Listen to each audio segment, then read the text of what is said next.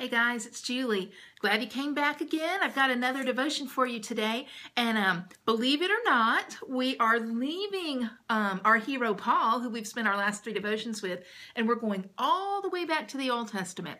And we're going to be spending some time in Exodus today, specifically Exodus 33:15. But before we do that, I want to tell you what's going on here. Now, you know the story of Exodus. You know that that's the Israelites. You know that they were God's chosen people. You know that God freed them from the Egyptians through Moses. And golly, there are so many stories there. That would be a great devotion series, wouldn't it? I'd love to write a Bible study about that. But we're gonna join them in the middle of the desert here when we get into Exodus. And I want to give you an idea of what is going on. God has just called Israel together. He has spoken to all of them. He has ended by saying, Moses, I need you to come up to the mountain. I'm going to give you some of the rules and some of the things that I want the nation of Israel to follow. So I want you to come up here. And we're going to have this conversation. Now, that's clearly a paraphrase, but that's what's happened. Now, when God says that, this is how Israel responds. And I want you to know this because it has a huge bearing on the rest of this. Israel says to the Lord in Exodus 24, verse 7, they say, again, they responded, we will do everything the Lord has commanded. We will obey. Okay, so that's the last thing that they've said. Now, Moses goes up into the mountain, and he's up there for 40 days. Now, here's what happens over the course of that 40 days. The Israelites, they get bored. And they go to Aaron, and they say to Aaron, they say, hey, Aaron, guess what? We don't know what happened to this fellow Moses. We can't figure out where he is. So you know what? Let's just go on and build another God that we can worship, because who knows what's happened to Moses? Who knows where he is?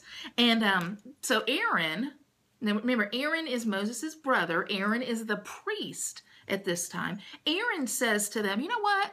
Okay, y'all bring me your gold and stuff. And so they brought him all their gold. And Aaron took it, and he used it to build, and you guys might know this story, a golden calf.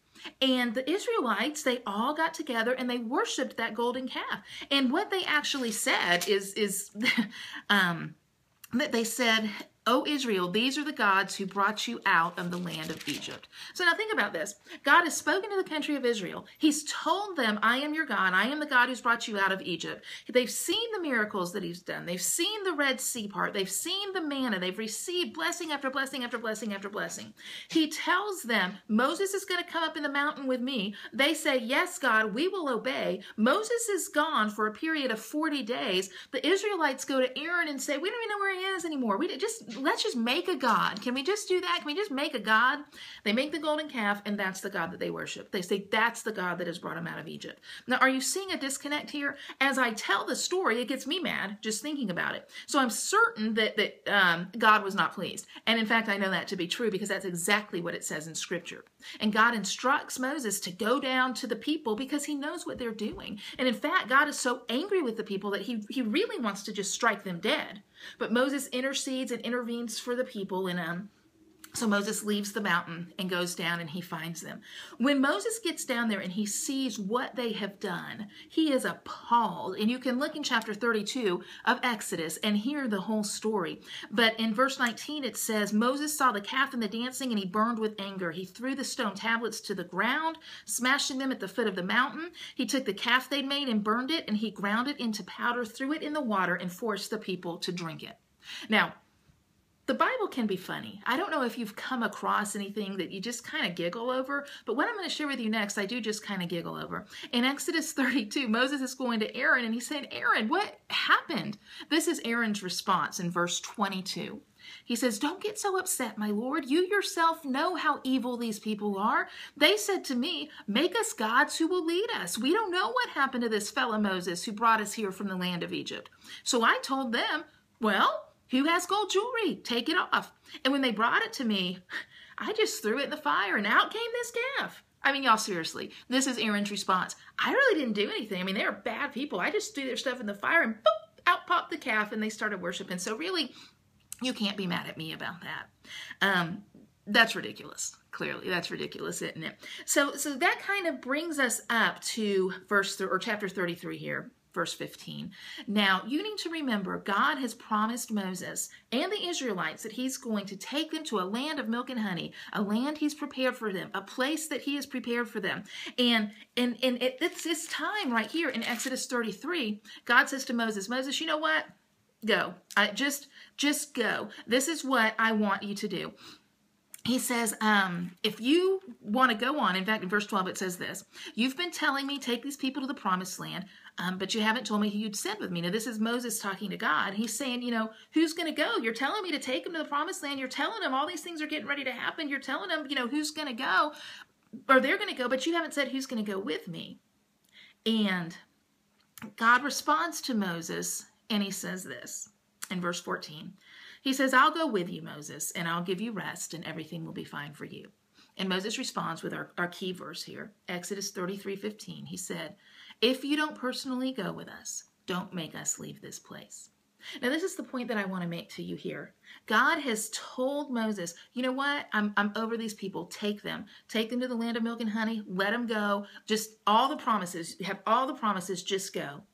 And Moses' response to God is, you know what, God? I don't want any of it. I don't want any of it if you don't go with me.